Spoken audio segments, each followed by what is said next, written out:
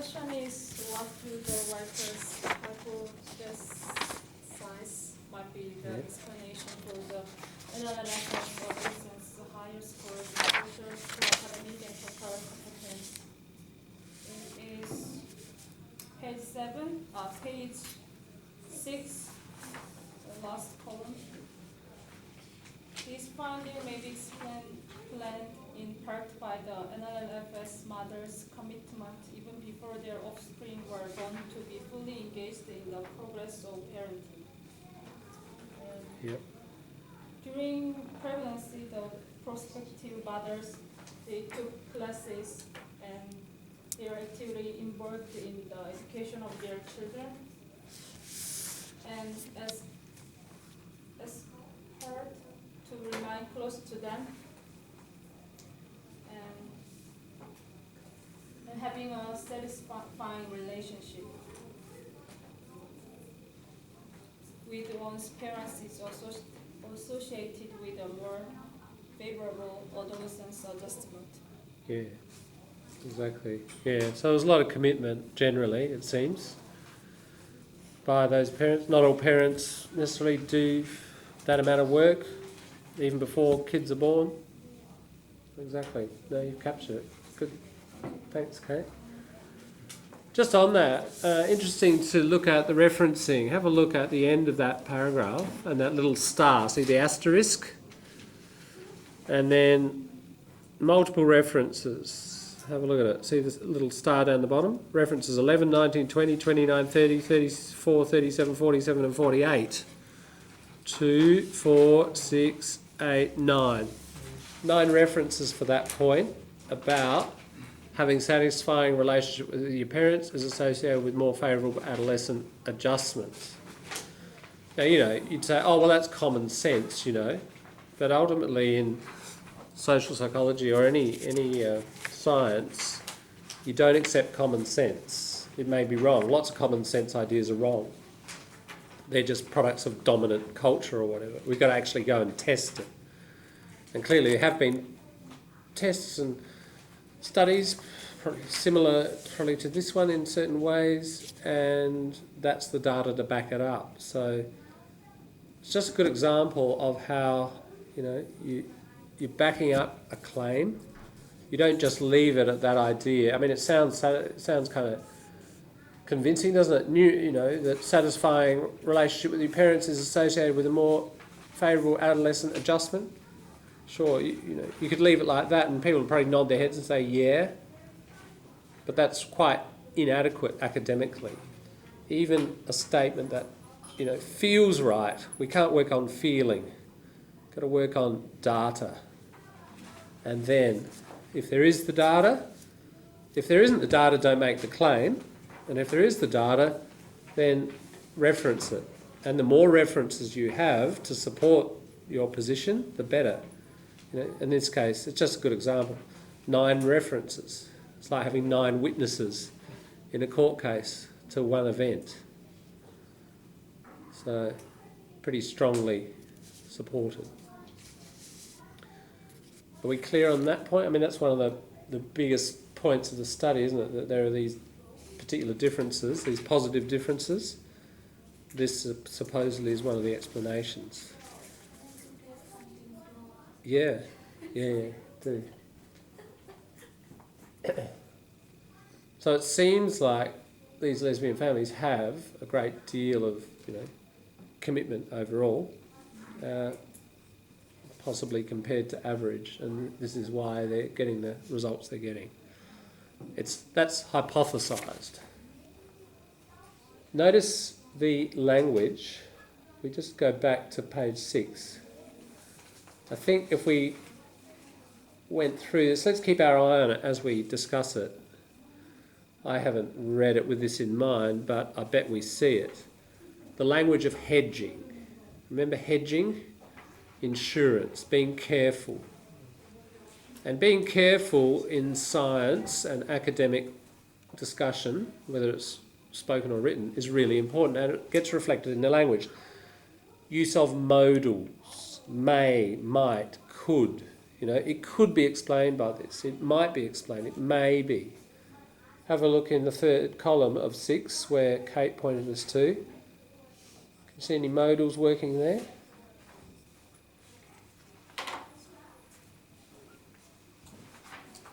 So bottom of page 6, where they begin the sort of hypothesising what might have made the difference. May be explained, isn't it? These find it's a passive structure, may be explained. You've got your modal working there. There are other ways of hedging other than just modals, but you can use adverbs, probably, likely, possibly.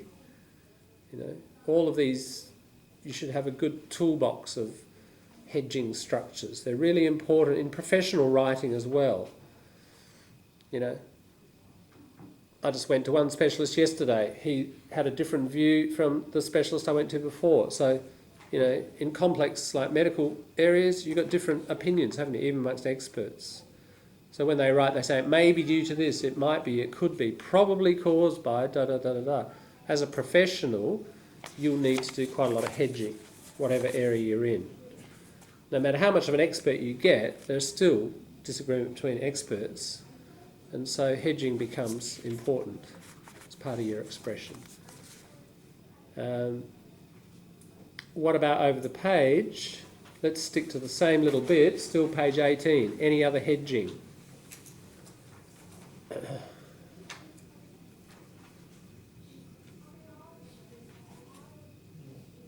Preferences, maybe. Which one? The first column very from the beginning. Oh, sorry, I was just still looking in the first paragraph there. I'm just sticking with question 18, Min. Okay. But interestingly, you found something. Where was it? I wasn't quite clear. It's the next second. Okay. In the next sentence, may be explained again. Yeah, same structure there. But what about in the first paragraph there?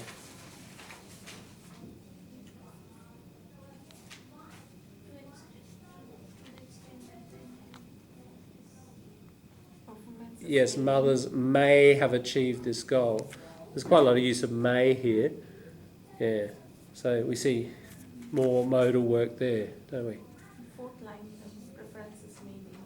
True, yes, however unique they may be. Although that's not so much that particular structure as however much it may be. It's not really working as a kind of risk reducer. May's working a little bit differently here, yeah. Yeah, so let's keep our eye on this throughout the discussion. Just modals, but possibly other forms of hedging as well. Good. All right, 19. Min, go for it. No, writer. Yeah, we're working the right. No, oh, sorry, I wanted the West people to do it. Okay. So, Min. Yeah.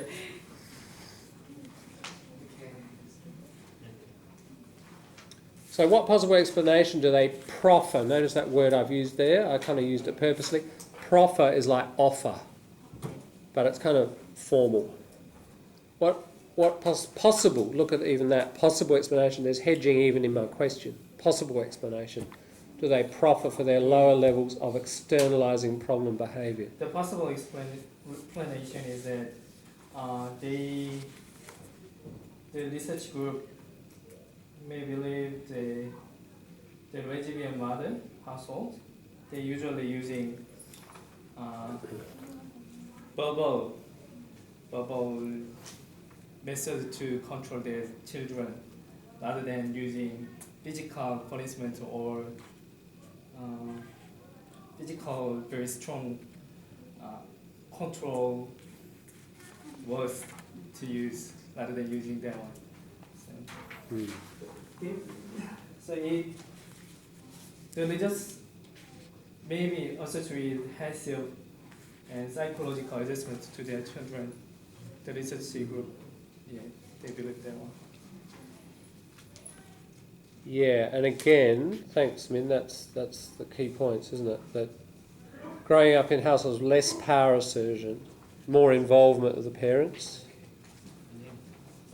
has been shown to be associated with healthier psychological adjustment. So this is not their claim, it's other studies, isn't it? And we can see how many references for that claim. No, that one about No, it's 4. 4, yeah. Number 7, 29, 30, 34. Yeah, the idea that parents having families where there's a lot of parental involvement and less power, you tend to get these positive results. So it's consistent with those other studies, yeah. Adolescent boys, and then they just focus on the boys, who are close to their parents are less likely to engage in delinquent behaviour. Notice that less likely to. It's about probability. Again, that's a kind of hedging. It's not engage in less delinquent behaviour. That would be firm and confident. They are less likely to. There's usually a lot of writing about likelihood and probability when you're trying to express these ideas. It's part of hedging. Yeah. Excuse me, John. Yeah. As part of hedging, if they are quite sure about referencing and this outcome, Yeah. why they are hedging? It's true. Look, that statement there is not, that earlier statement is not hedged. Let's have a look at it. Growing up in households with less power assertion and more parental involvement has been shown, not may have been shown, has been shown to be associated with healthier psychological adjustment. Okay, there are 4 studies there, probably in their assessment. Those studies are well conducted. You know, there are 4 of them. There's a certain confidence behind their claim, so they don't hedge. I'm not saying you hedge all the time. You hedge when, you know, you've got these results, but you haven't actually got further evidence to say exactly what's caused them. You know, you often have to conduct the next level of research to find out what actually produced the results that you've got sometimes. So when you're just hypothesising or guessing why you got the results you got, that's when you'll hedge. When you introduce other studies that have kind of indicated something clearly and you're just reporting that, then you wouldn't necessarily hedge. So, you know, your level of confidence throughout an article like this as a writer is going to go up and down depending on how much evidence you've got. If you're breaking into a new area of research and you've just got your results, it's very new, you know, and you're discussing that stuff, probably your new ideas that you come up with, you're going to hedge them because as yet there's no support, you know. But when you report on previous ideas that seem to support what you say, you probably won't hedge that report. You mean we can use in our review as hedging? Sure. Yeah. You try to use hedging, you know, throughout. Don't overuse it, but you know you've got to make that judgment. When do you think you should tread carefully, and when can you be more confident? And sometimes you can be very confident, and that's called boosting. When you really want to say, you know, it's clearly, it's obviously. These are some adverbs you might use. Definitely, or not it may or might, it will. You know, climate change will produce a temperature increase of 4 degrees by the end of the century. If you're extremely confident of your results, no problem with boosting. So it's clearly riskier. Get to the end of the century, it's only gone up a degree. Your reputation goes down the tube. All right? So it's a more risky thing, isn't it, to boost? That's why people tend to do it less. Also, think of professional debate, academic discussion. If everybody's boosting and saying, this will happen, somebody says, no, it won't. Yes, it will. No, it won't. You get a culture of conflict and tension and anxiety, and people think, oh, I won't say anything. They kind of shut up, you know. So if you want to create a culture of information flow and discussion where people feel safe to express ideas, overall, if the majority of those statements are hedged and kind of softened, you'll end up overall within a profession or within an academic field with more exchange of information and ideas. People will think more clearly, productively, and with more information at hand. So, you know, that's the sort of collective reason why it happens as well. So there are individual reasons, you reduce your own risk. There are these collective reasons as well. Yeah. So it is a dominant sort of element of the culture of professional writing and speech and academic. So if you're heading in those directions, let's start to... or continue to observe it, and how exactly it is done at the grammatical level and at the sentence level. It's kind of important. I'll try. The Cambridge Book of English Grammar's got some very nice few pages. You know that stuff we did on countability from the same book. I'll get you some of the structures of hedging, common structures. So when you read from now on, you can kind of consciously say, "Oh, there's a hedge. There's a hedge," and slowly, incorporate those into your own writing. Yeah. Good-o. Clear on that point? All right, let's move to 20. Ahmed. Yeah.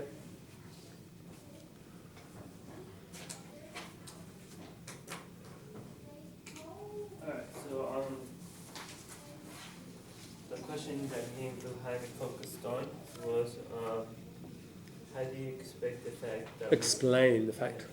how do you explain the fact that there was no Psychological difference between adolescent whose parents separated and those who did not? Okay, so I'll start off with defining that adolescent whose mother has separated since T1 fair as well in physiological. Not physiological. That is like physical body, isn't it? Yeah, Psychological. Yeah. Psychological adjustment as those whose mothers were still to get Together. Together may affect another. May reflect, not affect. Another protective factor. So so what we thought, those who are separated had a good share of custody arrangement. Mm-hmm. So Can you tell us what pages? it's page 7. Yeah. Yeah, middle column. The first middle column. Thank you. Defining, yep. The first part of the middle column, the Yeah. top part. Yeah. And after that,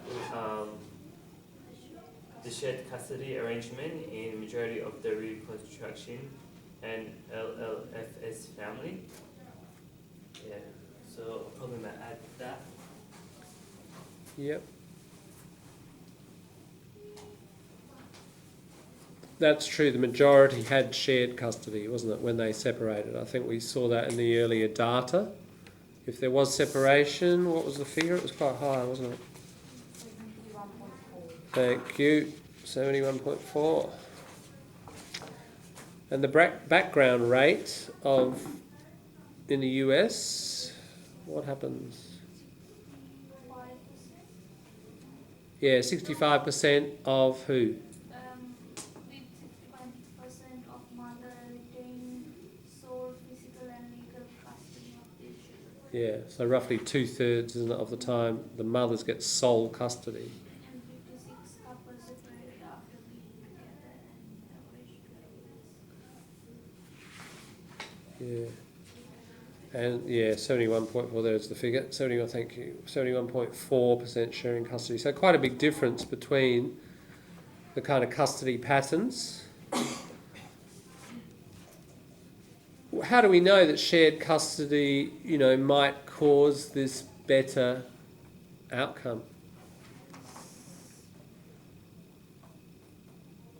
There's some support they bring in. Shared custody, the next sentence, the custody was more likely to be shared in these families when the mothers has previously completed a co-parent adaptation agreement.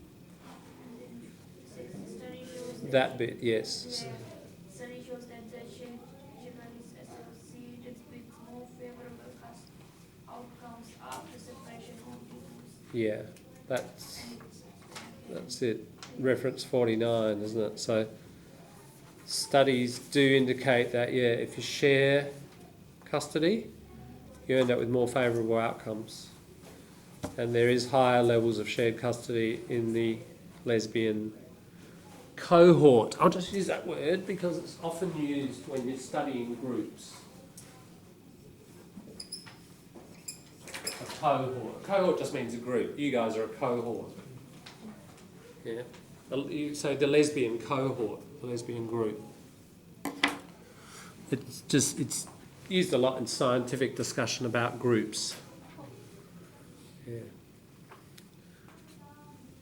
Yeah, so again, there's support brought in. It's not just discussion up in the air, it's supported.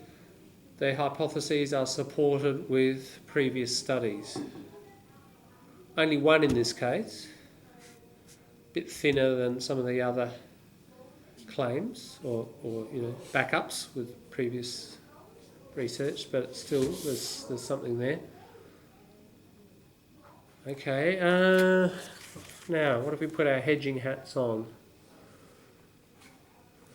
What do we see? So the language. May reflect. Yes, exactly. Here's the may again, isn't it? Line. So it says the findings that adolescents whose mothers have separated that bit. So 1, 2, 3, 4, fifth line. That's right. May reflect another protective factor. Is there anything else? More likely to. Yeah, more likely to. Yes. Another possibility. Oh, which one's that, Min? Where is that one? It's first column, last part in the middle.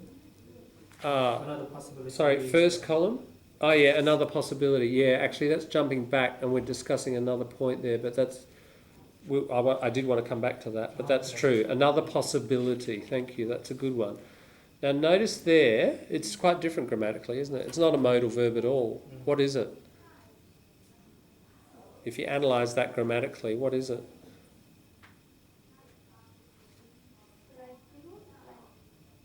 Yeah, just what part of speech is possibility? Well, that's Not an adverb. It's got a Y on the end, but don't get tricked by that. Possibility. Probability. noun subject. Noun. It's a noun, isn't it? Yeah. ITY makes a noun. Possibility, or TY, loyalty. You know. Abstract, isn't it? Abstract noun. So yeah, we can hedge with noun structures, like another possibility or probability. The probability is it will rain tomorrow. I'm not saying it will, I'm saying the probability is. See how it's a noun structure? So you can hedge with all sorts of different structures. That's why I want to keep our eye out for what kind of species they're using. What we're seeing is may. Gets a bit boring if you just keep doing that. They're probably not conscious of it either. But here's another one. That's an interesting one, Min. Thanks for... Nearly switch. Where's that one? Nearly 50%. So this nearly. Okay. Nearly 50%. I guess that's just a description of the actual amount. I'd say not there. Can we use the more favorable outcome? Can we use that? Where's that? With more favourable outcomes. Not really a hedge. No. The question is it reducing risk or not? Reducing risk to the writer. That's ultimately the test. If we go right up to the top of the second column, May also be. that's it. May also be involved. So what may also be involved? Other protective factors, blah, blah, blah, blah, blah, from the bottom of the first column, may also be involved. Not are involved, may also. There's a hedge going on there. Yeah. Let's jump back. I think you nailed it. Bit of slang. You nailed it. You put a nail into it. If you nail something, you get it right. You're correct. So I think you've nailed that one. Great. Number 20. Thank you. Let's just jump back because there was one thing that the questions actually didn't tackle. Something in between that paragraph, bottom paragraph of first column. What's that about? the phase of responding to stigmatization. That's it. Just again, long word, get all the syllables clear. Stigmatization. 5 syllables. Stigmatization. Yeah. So what's it saying there about stigmatisation? They did get a significant result with mother reports, remember? So they're discussing this here. Why? And there's an very interesting hedge here.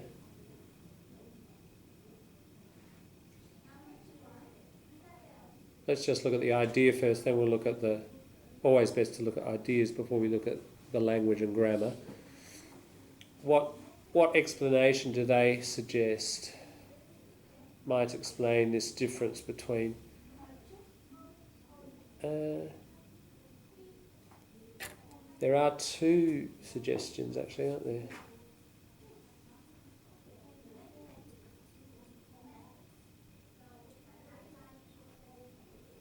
There are three actually. There are three explanations that are suggested. It is talking about the way mothers persuade their children to respond to their stigmatization. Yeah. And the cultural attitudes towards the lesbian and gay families. Where's that, Marley? Which bit are you? At the bottom of the first column and the beginning of the second. Ah, right. Other protective factors. Yeah. Yeah. That changing cultural attitudes, that's more like the general growing acceptance of gay families, you know. That may be protecting young people more. That's not so much about what the lesbian mothers are doing, it's just saying, look, generally the culture is getting more accepting, so there's less stigmatisation happening. That's a factor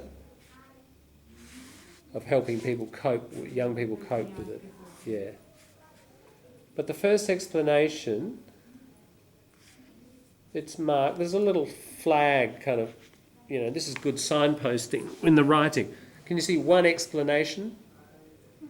One explanation for this finding is, yeah, that's a good whole chunk that if you're writing a research paper you can just use. One explanation for this finding is, you know, then write your physics or your chemistry or whatever it is you're finding. You know, one thing you could do with this article at a later date if you were getting ready for research or any other research article, if you're researching in an area, grab 3 articles and just go through and read the language and underline all the collocations and all those transferable collocations that might be useful for you in your particular writing. It might be on a slightly different topic, but you can pick up a whole lot of really good structures. That's your best way of learning specific writing, is to read and read with a consciousness, especially of collocation, and just collect them. A little bit like the academic phrase bank. Be your own kind of academic phrase bank maker. Collect these things. So, what is the idea here? One explanation for this finding is that adolescents who are already experiencing behaviour problems may be more likely to elicit teasing by their classmates and or to report these experiences to their mothers.